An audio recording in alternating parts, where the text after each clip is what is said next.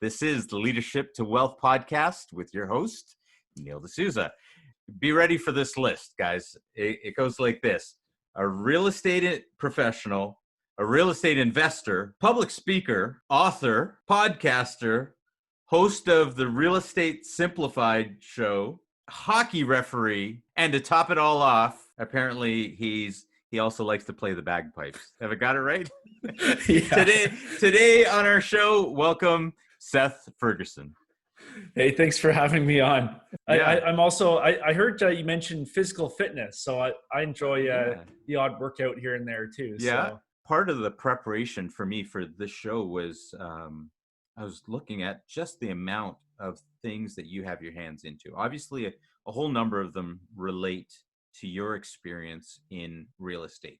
You've run the gambit, but then, you know, obviously we got hockey referee in there and playing the bagpipes. So question number one, I make friends easily.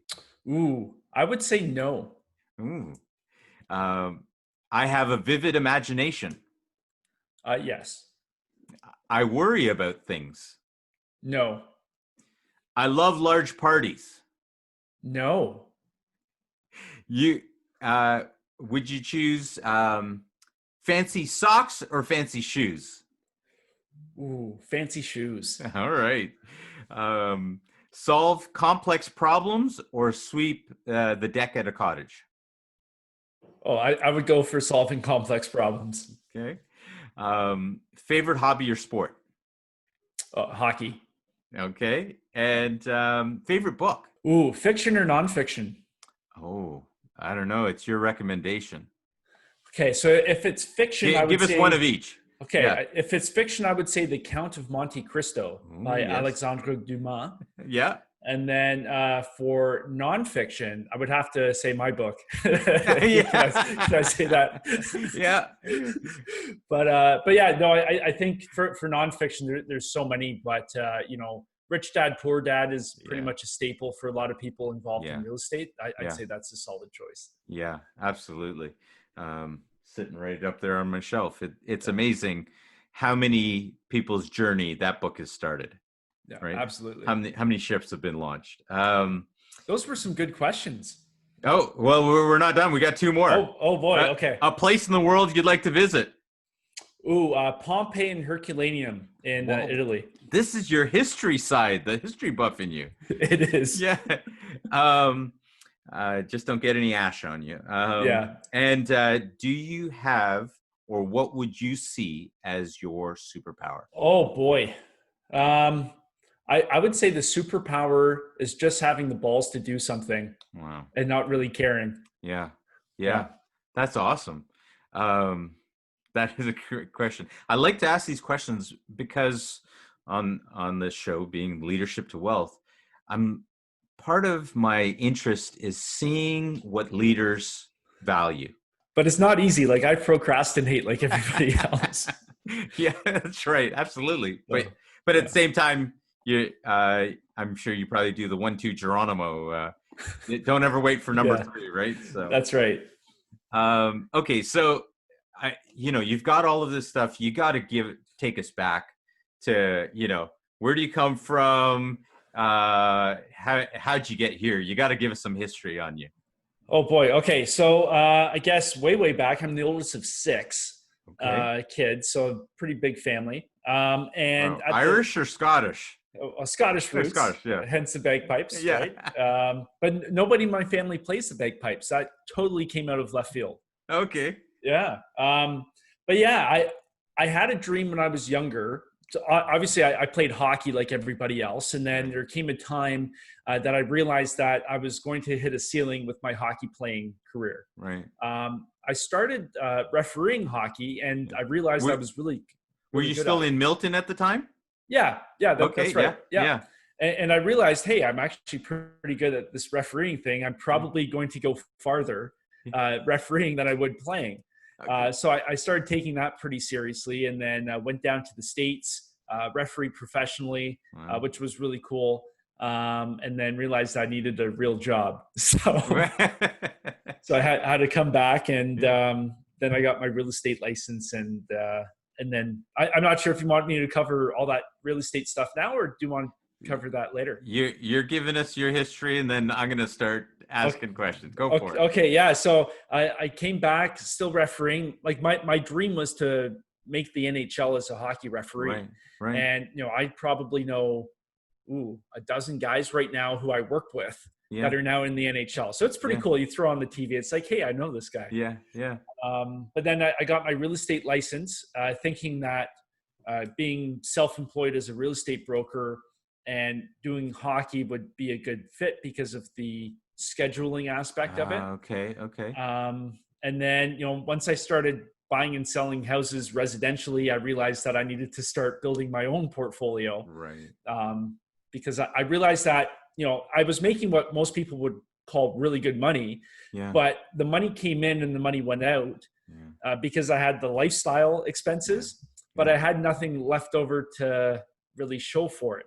Mm-hmm. So that was, I think, the first mindset shift that occurred was, hey, listen, like I'm making all this money. I need to start parking it in real estate so I can start building a portfolio.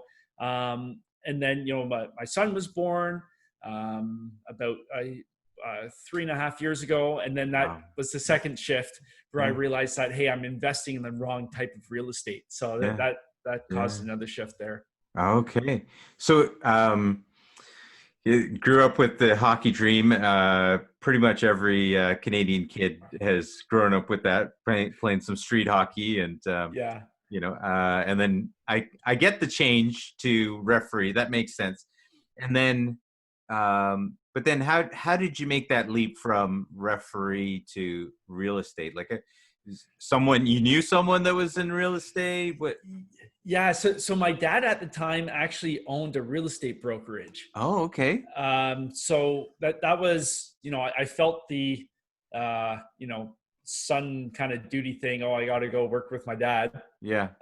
And also on the other side, it was, hey, like this is a good way of making money.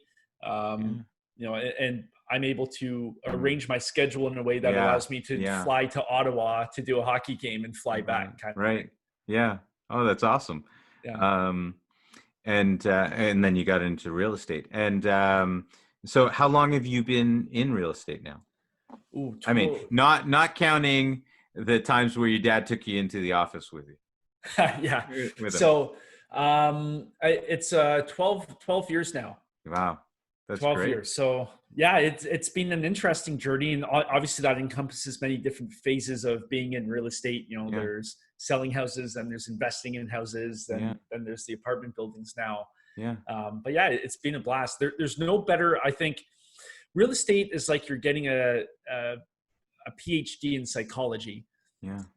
Because you have to deal with. I find one of the things I say all the time is, if real estate isn't working for you, it's not the real estate, it's yourself. So there's something about yourself that you have to fix. So it really causes you to take an introspective look at you as a person, and you really find your flaws. And you really have to improve yourself if you want to be successful in real estate. So it's been an interesting journey. So now this is interesting. So you became a realtor, you got into real estate, and you made this shift where you realized, hey, I want to get into this investing side. What usually for people to make that shift, there's usually a pain point, and it's a pain point beyond just, hey, money was coming in and out very quickly. Can you tell us a little bit can you give us a window into that? Well, I don't think, well, maybe this could be a pain point, but I was in my, let's say, mid-20s. And 30 is approaching. Yeah. and when you're in your 20s, you think 30 is the end of the world. Yeah. And man, what am I doing with my life? That's right. And you look back and you're like, oh, well, I really have nothing to show for everything I've done.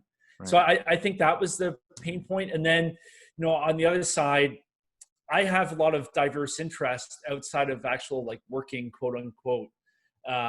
So eventually I wanted to be at a point where I could really scale back the active working and shift over to investing. So then I could, focus on writing, focus on the history stuff, focus on music. Yeah. And I think a lot of people who get into real estate have that aspiration of that passive income type of lifestyle. Right. So that's where that came in. Obviously, I read Rich Dad, Poor Dad. Yeah. Donald Campbell, he's a Canadian yes. real estate investor. He has a lot of good books if you're starting into real estate investing. Excellent material for beginners. I can't recommend his stuff enough. So Russell Westcott, another guy. So I started immersing myself in that type of material, and it really opened my eyes on, hey, there's another world out there in real estate, and it's the investing side. Yeah.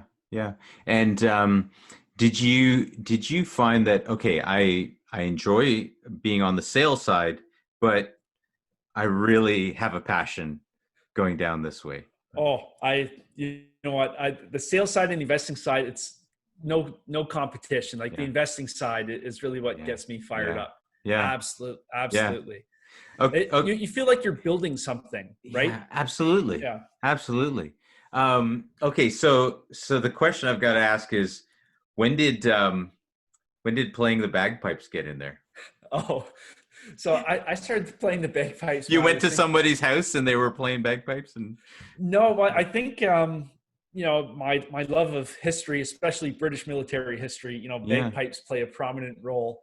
Yeah. And with the Scottish roots and all that stuff, I thought it was cool. Most people don't play the bagpipes. Everybody plays the guitar. So I thought it was kind of neat. I started playing when I was 12.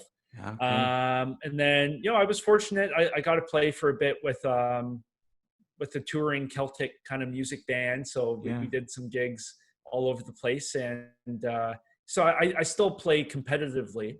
Oh, wow. Okay. Yeah. So I compete in a pipe band now. So it's a lot of fun. Like music's my release. I also play a couple other instruments and stuff, but bagpiping, I would say, is my main musical focus.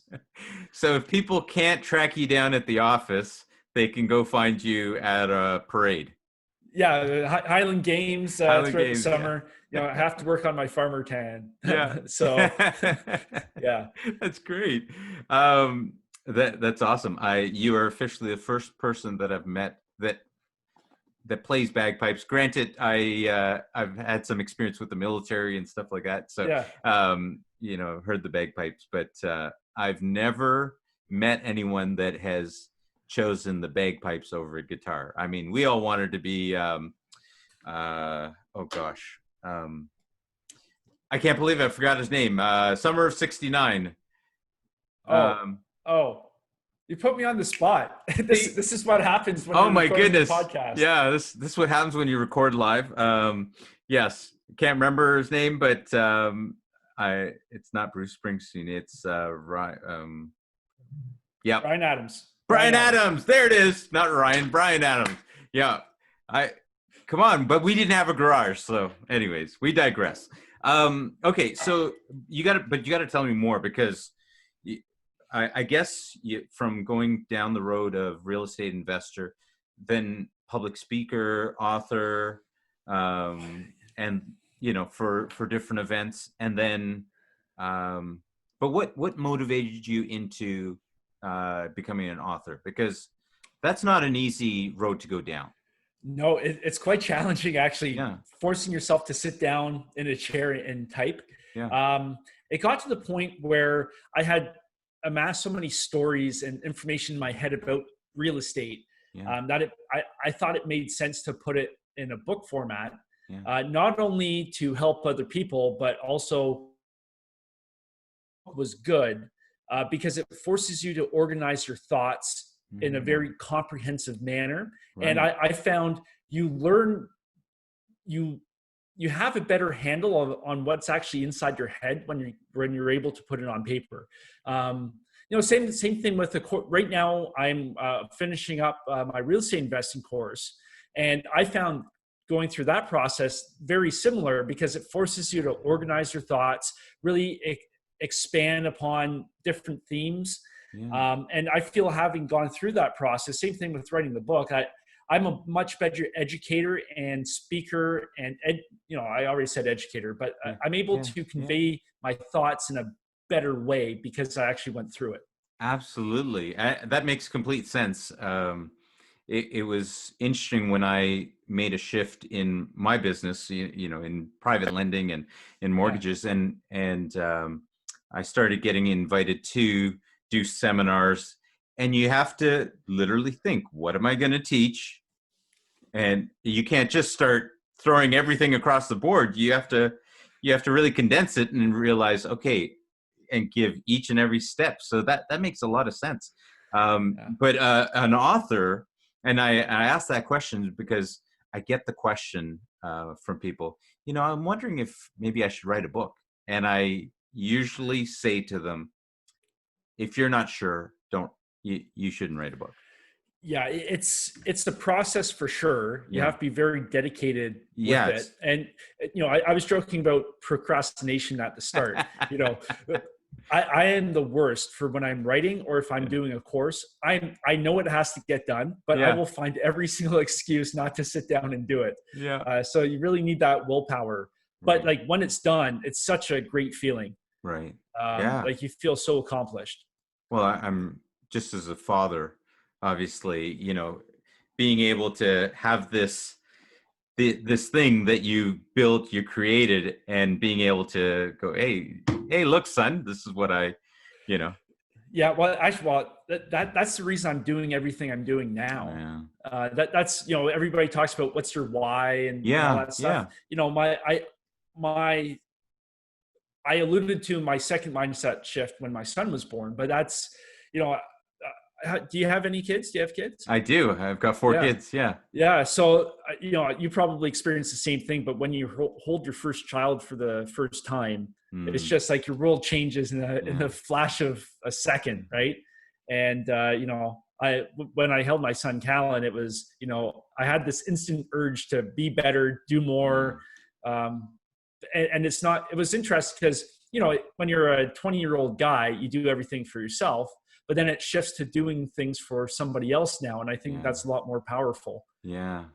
So, my whole goal now is to lead by doing, because I find a lot of parents, they'll tell their children to do one thing, but then their actions are the exact opposite. Right. Son, go start a business, be successful, but then they're in the safe job. It just doesn't line up. So I want to be able to do things so my son can look one day, hopefully, and say, wow, like, look at all the stuff my dad's doing. I can do the same thing.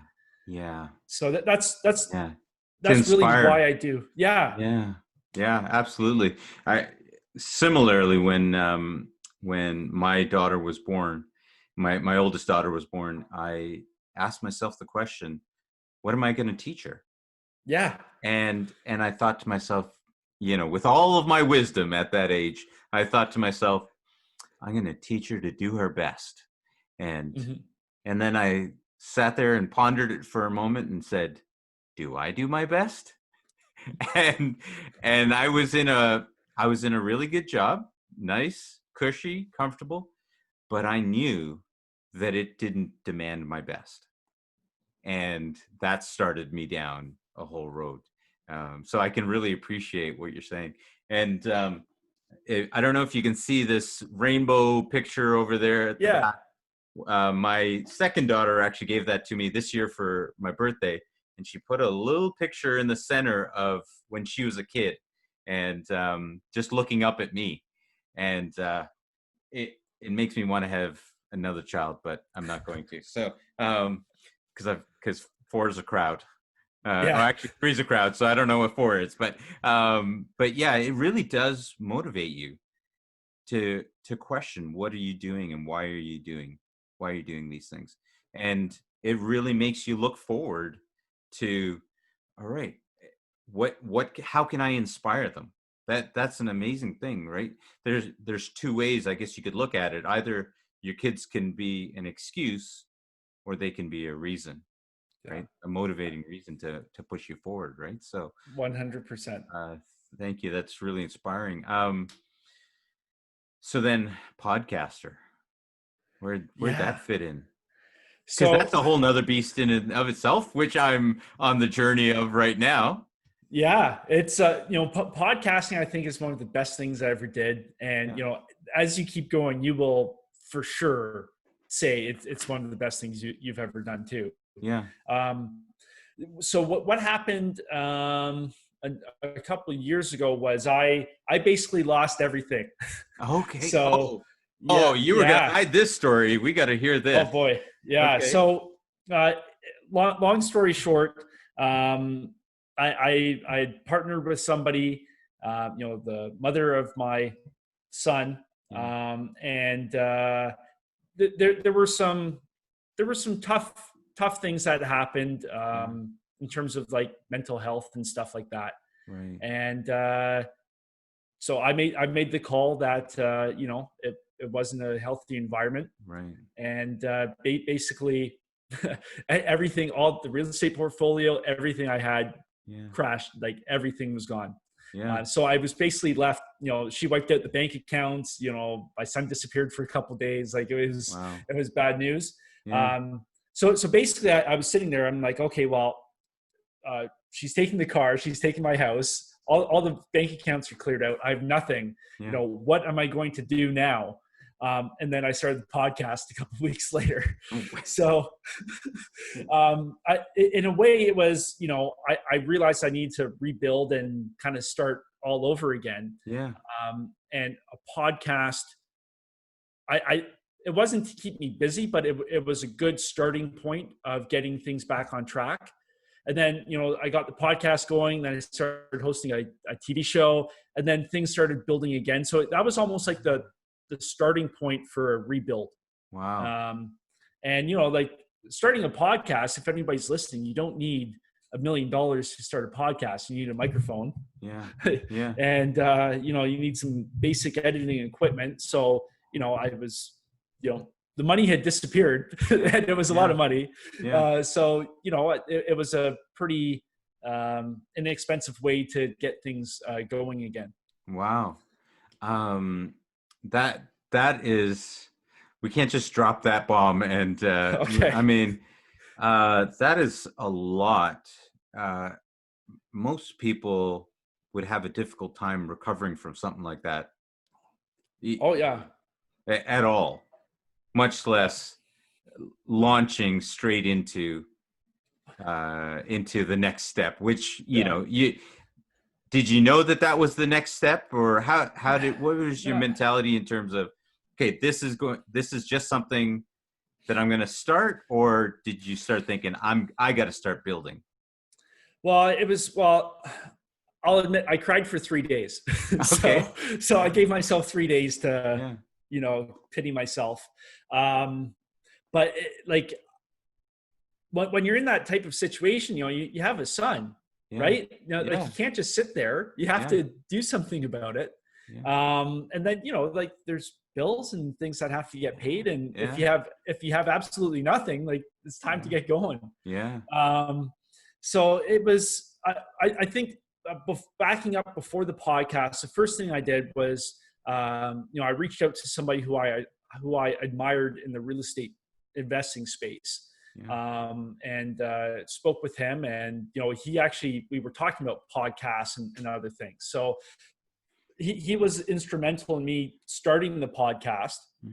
But I was basically sitting there, I knew I needed to do something, so I actually reached out to somebody. So I would say that was the first step. And then you start building a little bit, and you still feel hopeless. That going through losing everything you have is a horrible feeling. Like even good divorce, it sucks no matter which way you slice it. And so the podcast started, and I just started reaching out to people who I knew of in the space, and I was shocked, absolutely shocked, that the majority of people said, sure, I'd be happy to come on and talk with you. Here I am, nobody knows me. I had no audience, no podcast, no episodes, and people are these very affluent individuals. One of them across the world in Australia agreed to talk with me for half an hour, 45 minutes. So I just started contacting more and more people. And I started growing the podcast, and, we've had tremendous guests on the show now. We've had a bunch of guys running billion-dollar operations. What is an hour of their time worth? Yeah. Right. And they've decided to spend an hour with me. Wow. That's amazing. Right. Yeah. And I'm sure you have that with your guests on the show. Yeah. And then, from the podcast, I leveraged that to pitch a TV show. So then I'm hosting a TV show. I think from all the guests I've been able to speak with on my podcast, one thing I found is that failure and, the rock bottom, a lot of the most successful people use that as a catalyst for their future success. Yeah. There's a guy, Rod Cleef. He lost millions and millions, like tens of millions of dollars. Yeah. Just got blown out in 2008. But then he used that rock bottom feeling because he never wanted to be there ever again. Yeah. And he used that to propel himself forward. And it happens time and time again. All these ultra successful people in the space, they've all had that failure, and it's bad failure. Yeah. It's wanting to jump off a bridge failure. Yeah. But they use that feeling because it's such a scary, uncomfortable feeling. You will do everything possible not to, live through that ever again. Wow. I got to be honest. I'm really moved here because, every single day, especially, right now we're in this pandemic, and there are so many there's so many excuses. There's so many reasons that people can give up hope. They can, give up on dreams. They can, there's so many things. And to hear you sharing, this, it's powerful, right? I mean,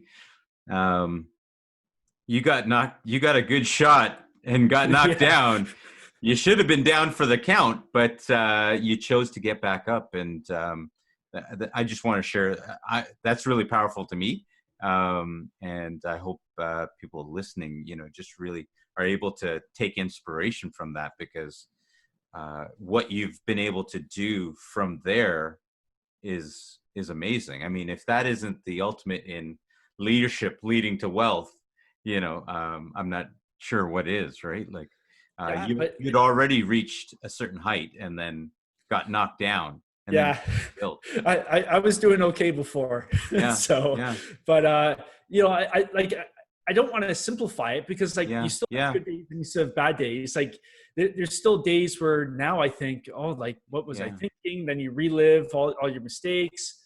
It's not a straight line up again. There's peaks and valleys along the way. And, when I was told I would never see my son again, you feel deflated. Wow. But then, you take your day to feel bad, and then you have to recognize, okay, well, I'm feeling this way because of this, but is feeling this way about myself going to fix the problem? No, it's not. So what can I do to fix the problem? Right. And I think that's the type of self-talk that, because right now a whole lot of businesses are hurting. Right. Corona, but is sitting there feeling sorry for yourself because you're over leveraged or something like that. It's not going to do any. It's like you have to take the time to figure out your feelings. But then what's the productive step forward? Is it lead generation? Okay, well, how can I generate leads? Do I have to produce more content? If so, do I start a YouTube channel? Do I start a podcast? And then working, doing productive work and moving towards a goal, I think is the best way to get rid of any depression or self-doubt, because you can actually see progress. You look back a year ago and where are you now? As long as you're slowly chipping away at it, in a year from now with your podcast, you will be floored at how far you've come. So that's really important. And I'm not the expert at this, but I'm just telling you what kind of worked for me. You acknowledge your feelings. I'm feeling really shitty. This is why. and then you just suck it up and then you just do something. Yeah. Well, it's interesting. I actually got a call today from a friend of mine who, he's a realtor, and he got into a situation a couple months back, and he ended up losing about 25 grand. He put some money in some places, and he lost 25 grand, and he was sharing with me, and I was like, oh, that, sorry to hear that. But then he shared it again, and I was like, okay, we got a repeating wheel here. And so then I started talking to him about it, and I said, hey, look, you got a great story out of this. I mean, look, you how often can you get an education for $25,000? I said, I was like, congratulations. Now on you go. You're a business owner. You don't have time to sit around. And, and so it just makes me think of that as you share. It really doesn't matter how big or small the loss is. It still hurts. It still hurts. You got to pick yourself up and move forward. And I think especially when you're in business for yourself, when you're, for all those that are listening that are in business for yourself, that you're self-employed, and if you're down, that you gotta pick yourself back up and move forward. Oh, well, absolutely. And, I will never repeat, because I definitely made mistakes with how things were set up last time. I will never repeat those mistakes again because of, the hundreds of thousands of dollars involved. Right. So, it's no better way to learn than to fail. Yeah, that's right. So, it doesn't kill you, makes you stronger. Okay. So I was going to ask something else, but wow, you really, that's so much that you've shared there. I really appreciate that, and I know that people will be inspired by that to learn some more. And so we're actually going to move now into the second part of the podcast, where we get into the wealth portion, and so and where we get to dig into that brain, and we get to learn more of the things that you have done to make money, to build out all of these things. So let's head over to the second part. All right, let's do it. And we're back with the Leadership to Wealth podcast, and with your host, Neil D'Souza, and my guest today, Seth Ferguson, real estate professional, real estate investor, public speaker, author, podcaster, host of the Real Estate Simplified show, hockey referee, and bagpiper. Thanks a lot, Seth. Let's get into it. Okay, so there's so many different roads that we could go down here, but we kind of left off with, you were talking about how you jumped into podcasting, and I've gotten a world of people asking me about this thing of podcasting. How do you get into it? What should you do? Why should you do it? And if someone was to come to you and say, hey, I'm thinking about starting a podcast, where do you start? What do you do? Oh, well, I think that the first thing you have to ask yourself is, why would somebody want to listen? Right? Because, there's no point in putting out a product there that nobody wants to buy. And with podcasts, they're not buying it, but they're downloading it. Yeah. Why would somebody take the effort to seek out my podcast and listen for half an hour or an hour of their time? What am I giving them value? So, what am I offering by doing this show? And there's millions of podcasts out there. Everybody can find their own niche.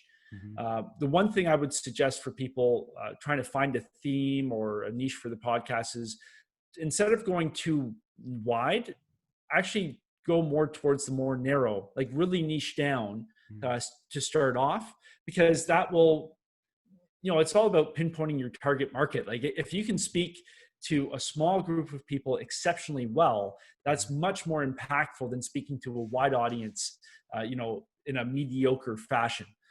So really focus on niching down, but then it's not rocket science. Like you get a microphone, you start having guests, your first, let's say 10 episodes, you're going to be a steep learning curve. But podcasting is like everything else. You learn by doing. So you just have to do it. And when you're on episode number 200, it's only your hardcore fans that are going to go back and listen to episode 1. Yeah. Right. Yeah. So don't worry about it. And, for me, I hate watching myself on TV. I can't do it. I can't listen to myself. It drives me nuts. So I don't even listen to my past episodes. I just forge on ahead. Okay. So then you don't edit your shows, or do you have someone else editing them? Yeah. So I have a guy who does all the editing and you got a guy. Stuff. Okay. Yeah. And well, at the start I would edit the show. Yeah. But because I hated listening to myself, I would fast forward through the whole thing. So I didn't have to.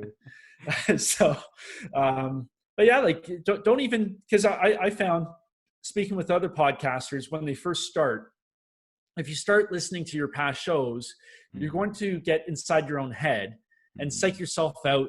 You're going to start thinking negative thoughts about what you're doing and how you should improve. Then when you're doing your next episode, you'll have all this negativity in your head. Don't even do it. Just focus on the next episode. Don't worry about what's happened in the past. Because the key with podcasting is you just have to move on to the next episode and the next episode. And before you know it, you'll be at 200, 300. Right. I've got a friend who has 2,000 episodes. Wow. So it's don't worry about the past. Especially if you're like me and you can't stand watching yourself or anything like that. So, if someone wants to go down this journey of podcasting, what's down that road for people? Oh, well, as a host, I think you get a lot out of podcasting. Number one, you get to have these conversations with people you would never have spoken with before.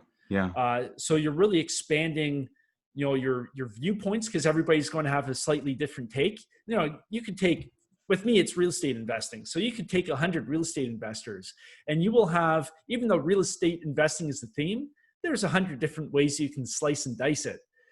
So it really opens your eyes on how other people are tackling a problem or how they think about a certain way of doing things. And also you get an appreciation for where people are coming from, whether it's my story or somebody else's story. You really learn that everybody has to overcome a challenge at some point. It's, how they overcome that challenge. So you get a better appreciation for, I don't know, it sounds kind of cheesy, but like humanity as a whole. And how, and for me, I've definitely found a recurring theme in terms of, one of the questions I always ask is, what are your real estate goals? Where are you looking to go in real estate? And I found that, people will set a small goal. So let's say I want to control $5 million of real estate. But then I'll have somebody else who sets a goal of, I want to control 500 million. Both equally capable people. The person who sets the $5 million goal will hit it. And the person who sets the $500 million goal will hit it. It's just the way they think sets themselves up differently, because they have to tackle different problems and structure things a different way. The guys who I interview who control over $1 billion of real estate, running these $1 billion real estate empires, they're not smarter than me. They're not smarter than you. They just think bigger or think differently. That's all.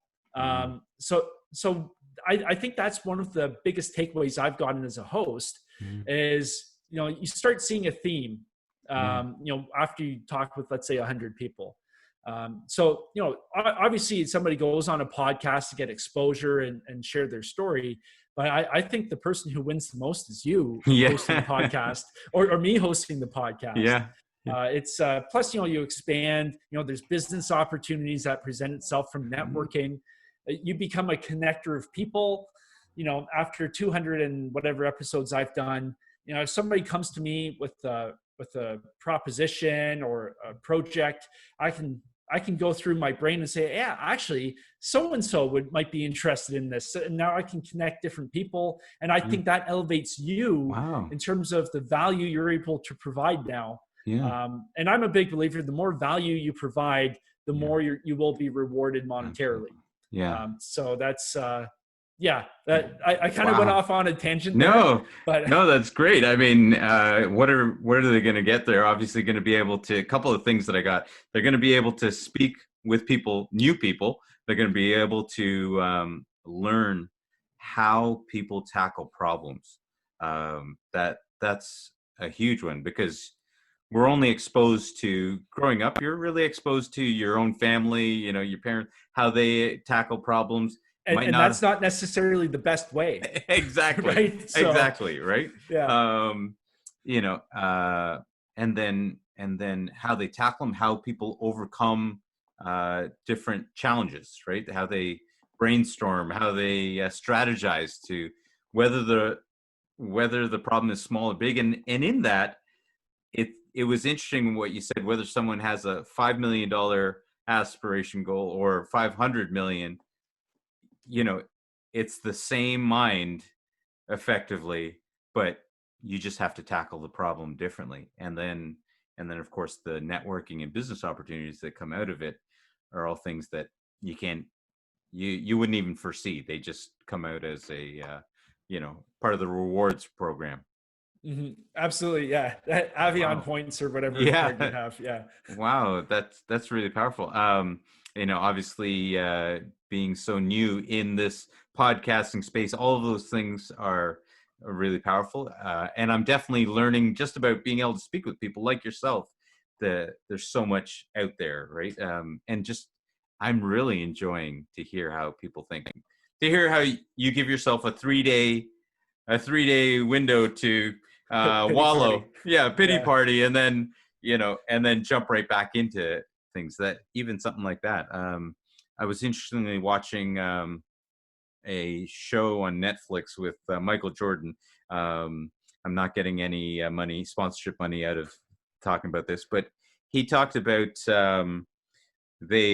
if they lost, they were allowed to have a pity party for the night, and then show up back the next day ready to work. And that's pretty amazing.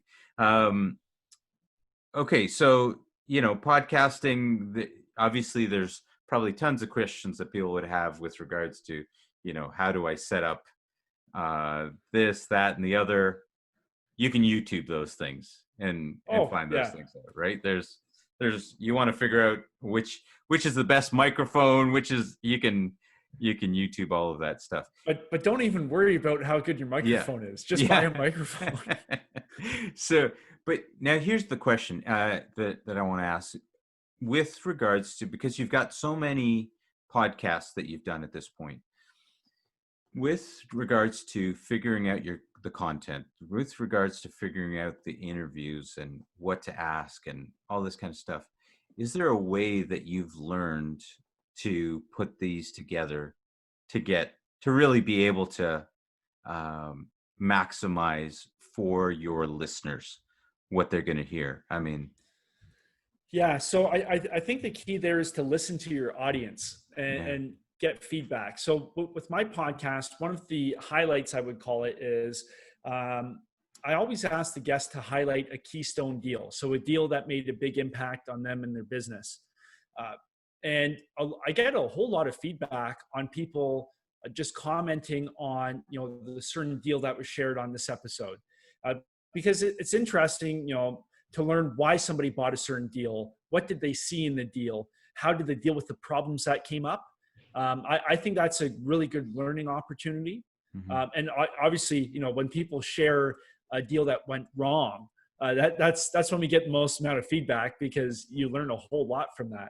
Mm-hmm. So I think that was good. The other things I really want to touch on are, asking about their goals, because I think you learn a whole lot about a person based on the goals mm-hmm. they have, and just how they think about the asset. Because people, on my show, whether it's a apartment building or multifamily investor or mobile home parks, everybody approaches real estate differently. Like they have a slightly different take on how they view the asset.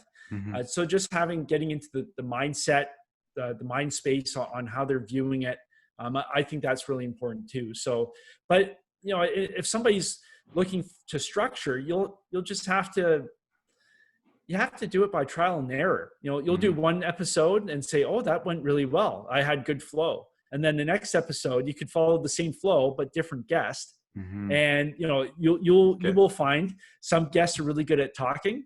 Some guests it has to be teased out of them. Right. So it all depends on the guest you have. I experimented with long form, so hour and a half versus half hour. Right. Are my long form interviews better? Well, it depends on how you define better. Do we get into a lot more deeper subjects? Yes, but does the audience want that? You have to ask the market. So I would say that the number one thing somebody should do if they're talking about format or how they should structure their podcast is talk with 10 people who might be interested in your topic and ask them what they would like. Where do you listen to your podcast now? Where do you download it? Where do you listen to the podcast? Is it at the gym? What are you doing? Are you on the treadmill? If so, it should be less than half an hour because most people will be on the treadmill for half an hour or less. Or is it in the car? Is it specific to a region? So if you're stuck in traffic in Toronto, you can probably do an hour podcast or more. Yeah. Right. So you just have to ask the questions of the market, and the market will tell you the answer. It's like real estate investing. Should I renovate all the kitchens in my building? Well, does the market support it? Is the market paying more for renovated kitchens? Right. Yes. Then, so yeah, that's probably not an answer somebody's looking for because they actually have to go out and do some work and start asking questions. Oh no, that was some great stuff there. Even just the basic point about talk with 10 people and find out just right there, you would get some immediate feedback, and because you think, hey, I would like this person to listen.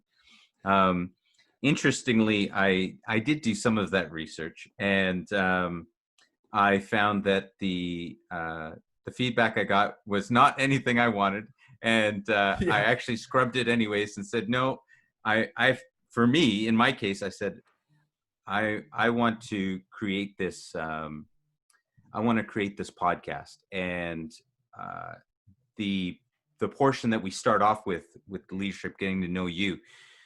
I know a lot of people don't do it, but I was like, I want that piece. I want that piece to get to know the person, to hear their story, because we can get into this part where you get into breaking down all the tips and tricks and all these things that you got into, but I want to hear about the man that, and how he thinks and how he got through things, because to me, that is, to meet someone who has that kind of tenacity then allows me to take that into all the tips and tricks and strategies and all that kind of stuff. So we'll find out if 254 episodes from now, if I'm still here or not, if people enjoy that, but that's the road we're going down.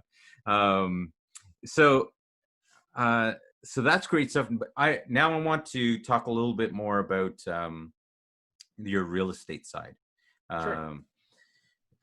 Unless there's anything else that you think, hey, if someone interested in a podcast, they should hear this. No, just do it. That's the main thing. Yeah. Okay, so real estate. Obviously, you've done a number of things, but when it comes to real estate investing, what do you talk about? What do you teach? How do you help people in that realm? The number one thing, and I'll go back to a mistake I made. Oh, awesome. My mistake set me back 10 years. I swear it cost me 10 years in investing. You have to know where you want to go before you can even decide what you're going to invest in. And I didn't do this. And the reason it set me back is, I was selling the residential products, so selling houses. So I was, doing duplexes and condos and stuff like that. And that's what I started acquiring for my portfolio. But I never once sat down and really thought about, okay, in 10 years, this is what I'm building towards. Mm-hmm. And, when my son was born and I really thought about that for the first time, I realized I was investing in the wrong type of real estate. because, there's a limit on how you can scale a single family home portfolio. Where the way single family homes are financed, lenders have parameters, and the focus is on the borrower, not the asset. And the way these properties are valued, they're valued using the comparable approach, which is where if house A on the street sells for this much and house B is similar, well, house B must be worth what house A is worth. Right. That was not what I was buying. Did not line up with where I wanted to go. I wanted to control $1 billion of commercial real estate. So is buying houses the best vehicle for me? Well, no, it wasn't, because the scale, it couldn't reach the scale I needed. Right. I worked it out. I would have needed to buy 1,000 houses to hit my real estate goal. Yeah. I can't imagine owning 1,000 houses, 1,000 tax bills, 1,000. That doesn't make sense. Right. So then I realized, okay, well, if that type of asset isn't right for me, what type of asset will build something that will line up with my end result? And the answer for me is multifamily real estate, so apartment buildings. But to go back to the question, that's step number one. And whenever I'm speaking with somebody who comes to me for advice or something like that, that's my number one question. What are we working towards? Describe your life to me. Where are you? What are you doing? Because that will give you good clues. Now, single family homes might be great for one person, but it might not be for the other. Industrial or retail or office space. There are different ways of even how you structure your portfolio will change. But it's all about asking, we talked about the podcast, go to the market. Well, in investing, you are the market. So where you want to go will actually give you clues on how you should start. Right. And I didn't do that. I regret it. It set me back a long time. And I'd probably be on a beach right now if I had 10 years ago, but it is what it is. So by all means, that is the most important question you have to ask yourself. Wow. That, I completely agree with you. And it put me back 12 years in my journey.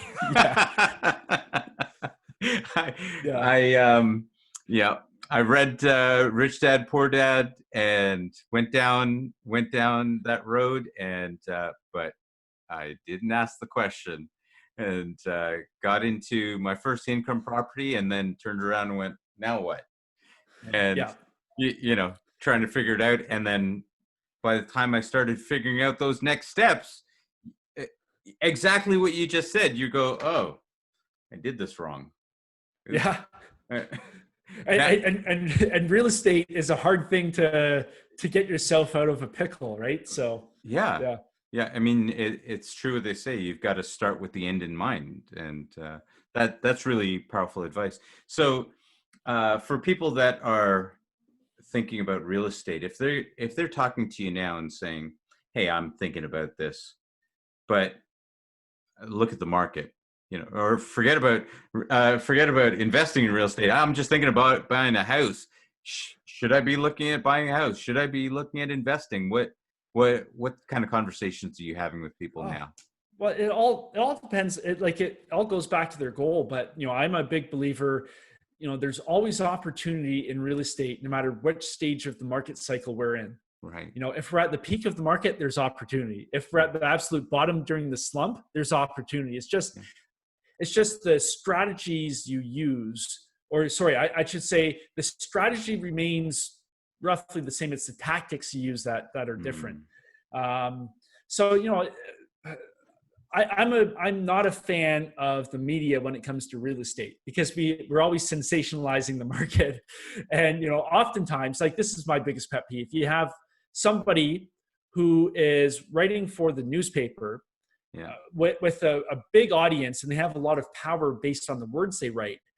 But do they have a real estate portfolio? No. So why are they the expert to be able to impart their wisdom, quote unquote, about the real estate market and their projections? So I think if anybody is interested in real estate, it's really important to speak with somebody who's been in the game for a while, who has, if it's investing, their own portfolio. If it's buying houses, somebody who buys a lot of houses, because they'll be able to impart their wisdom and firsthand experience a way that the news, because the news always speaks in broad generalities.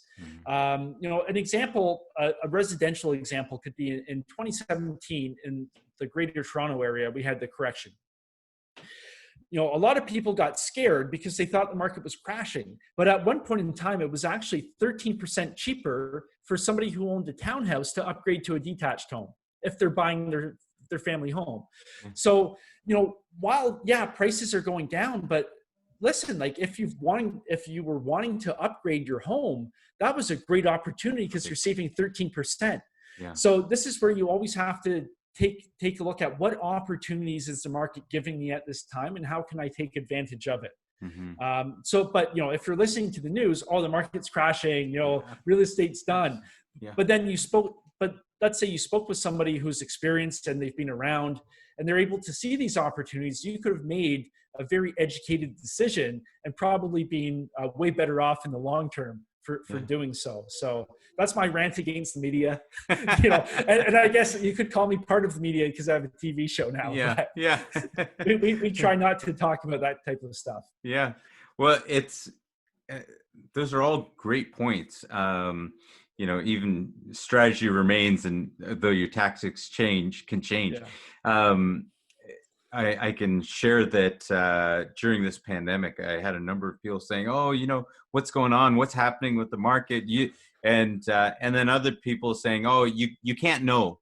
You can't know what's happening with the market. And I went on social media and I said, yes, you can know what's going on with the market because it's only going to do one of three things. It's going to go up, it's going to go down, or it's going to go sideways. But there's nothing else for it to do, right? But people want to make it into this complex thing. And no, there's opportunities at the top, at the bottom, and everywhere in between. If you're prepared to learn. And I think one of the mistakes, like since we're on like the residential topic, one of the mistakes I see with people when they're buying, let's say, single family homes, duplexes, triplexes, they buy it with one exit strategy in mind. So they're like, okay, well, I'm going to do some renovations here and then I'm going to rent it long term.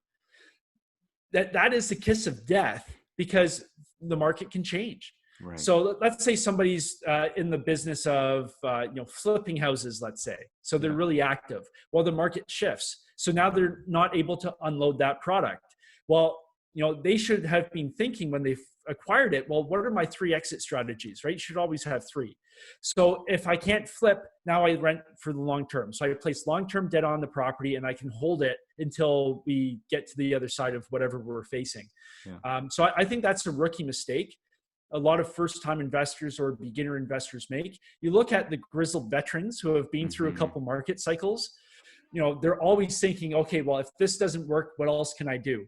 And 2017 or right now during Corona, that's a great example of lots of people get caught in the middle of real estate projects, but they've already thought, okay, well, what's my next step? And they're able to, you may still take a loss, but it's mitigating that loss and really, minimizing the damage that the market can throw at you at any given point in time. Yeah. Wow. That's great. Okay. So that's there's a whole bunch of things there that I don't know if I can even fully capture all of that, but definitely mitigating losses. That's on the residential side. So now what about, I don't know, areas of commercial real estate and, these kind of things. Where are you at these days on that? Yeah, so I'm involved in syndicating large apartment deals. So that's where, we partner with high net worth individuals. Did you see that segue? I didn't even know about that, but we segued right into it.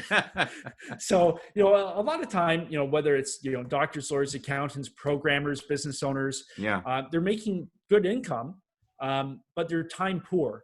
right? Because they're busy doing what they do best in their career, right? And I don't want anybody to stop doing what they do best because they're actually adding a whole lot of value to society. And they're providing for their family.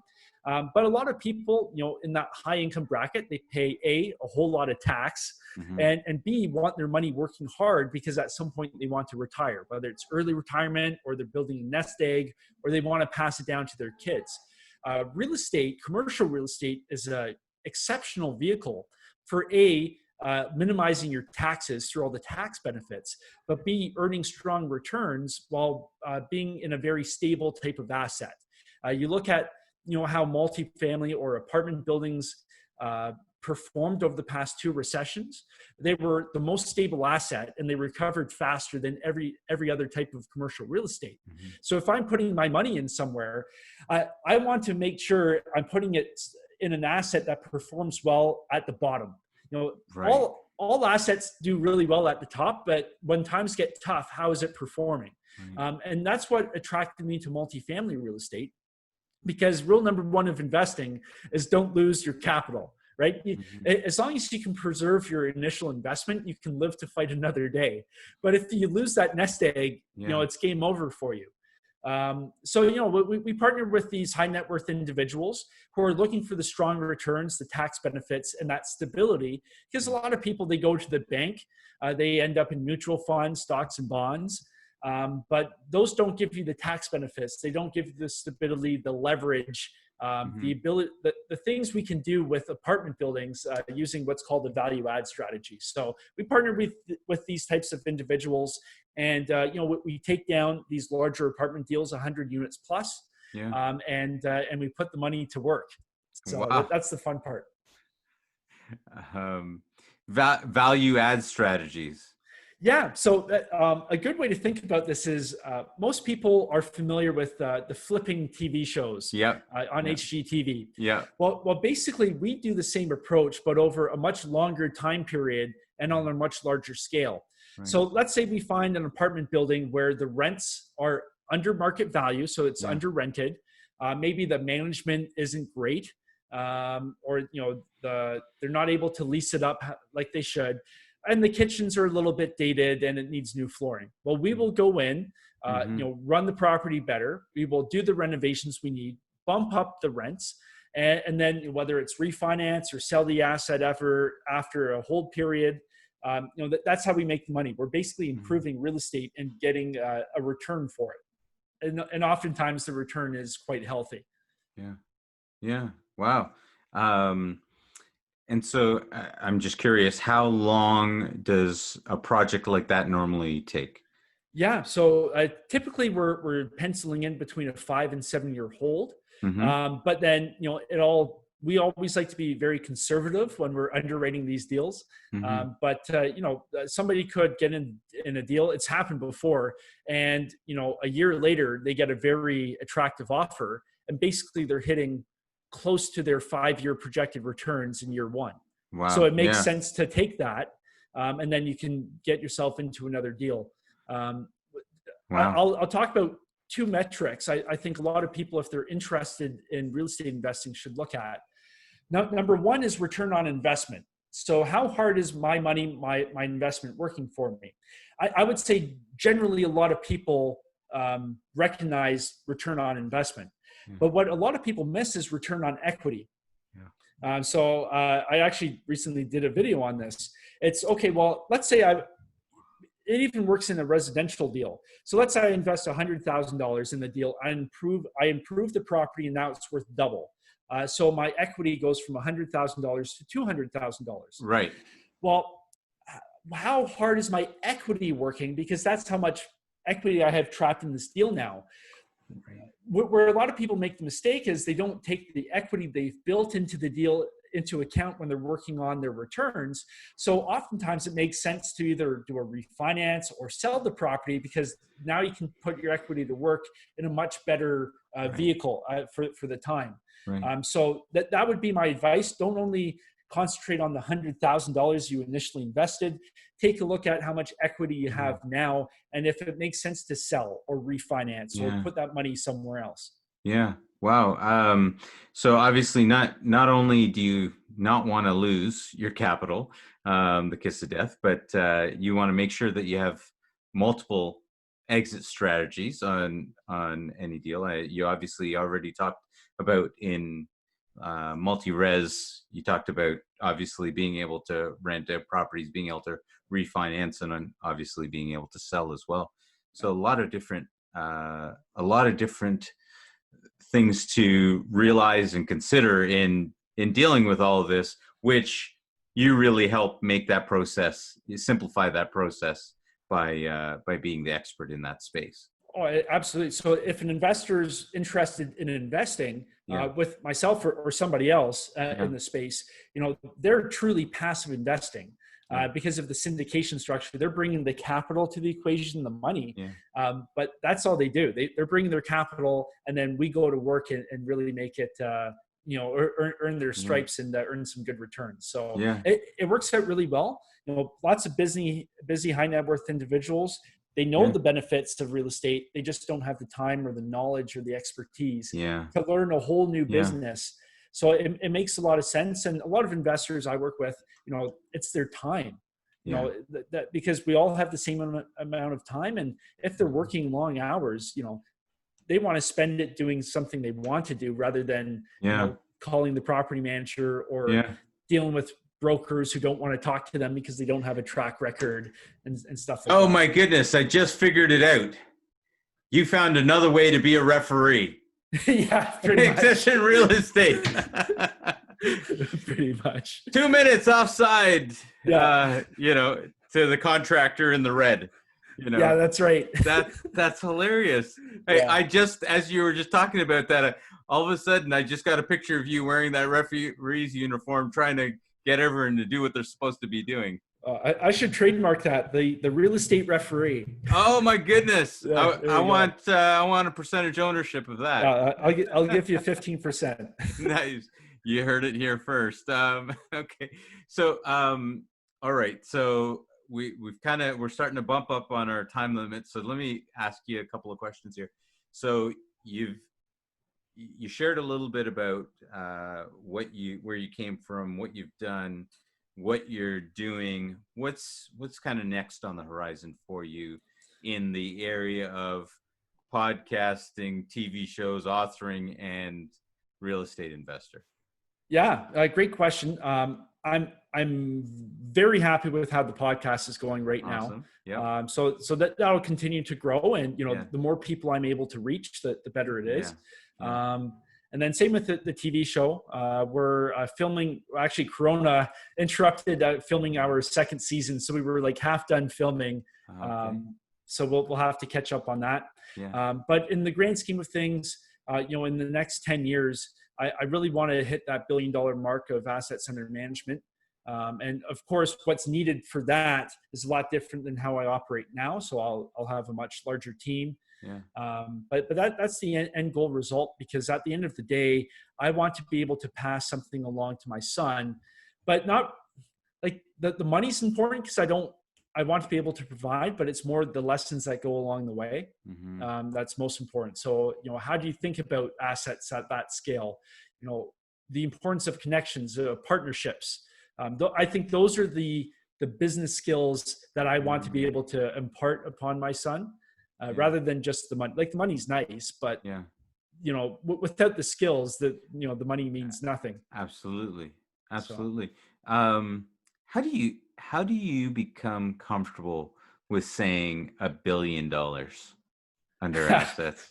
Well, you know what? You just have to talk with people where they've already hit it, so it's not a big deal. I think going back to that whole goal thing, if actually, this kind of touches on, I made the joke that sometimes your parents don't solve problems the way they should.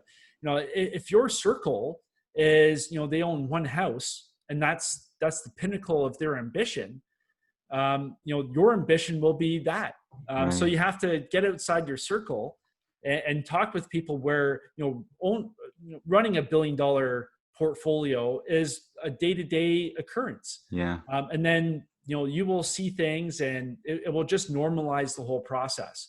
And then, I've got people now I've got one friend where he owns about 750 million and his goal is $1 billion. Wow. But now he has to go farther and, start talking with people that are worth 10 billion. Wow. Yeah. So you just have to level up. But yeah, just hang out with people where it's normal and it will become normal for you too. Wow. That's brilliant. Okay. So if someone wants to level up and they want to find those people, where would they find them? Well, listen to my podcast or listen to your podcast, right? Like, it's, yeah. We have or start a podcast and start interviewing them. Like they're out there. Yeah. And I've actually found that the more successful somebody is, the more willing they are to share. Now, that doesn't mean that they'll pick up the phone and talk to you. Right. But you have to have some value. So starting a podcast, that's a great way to be able to speak with these people or something similar, or interview them for your blog, something like that. But yeah, they're very, very generous individuals, I find, for the most part. Make sure you're finding a way to add value for them as well. If you're hoping to get, that's powerful. Okay. So, couple of things. So the name of your podcast is, Purchase to Profits. Profit. That's right. You can find us on iTunes, Stitcher, Google Play, you name it. Ooh, Google Play. Is that another platform? It is. Oh, I don't know about that one. If you're on Android, Google Play is definitely. Oh, I got to make a note on that one. See, I just learned something. There you go. Google Play. I need to be on Google Play. Okay, Purchase Profits. And then your show is Real Estate Simplified. Real Estate Simplified. Yeah, you can get it in the GTA if you're living in the Greater Toronto area. Yeah. At some point, I would like to go national. We're working on it. That's great. Now you said you're going to be restarting that for this season.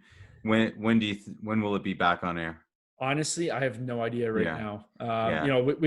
We probably filmed like 6 episodes and then Corona hit. Yeah. And then they, so who knows? Yeah, absolutely. Okay. And then if people want to get a hold of you, maybe learn more about the syndication, this kind of stuff, how can they get in contact with you?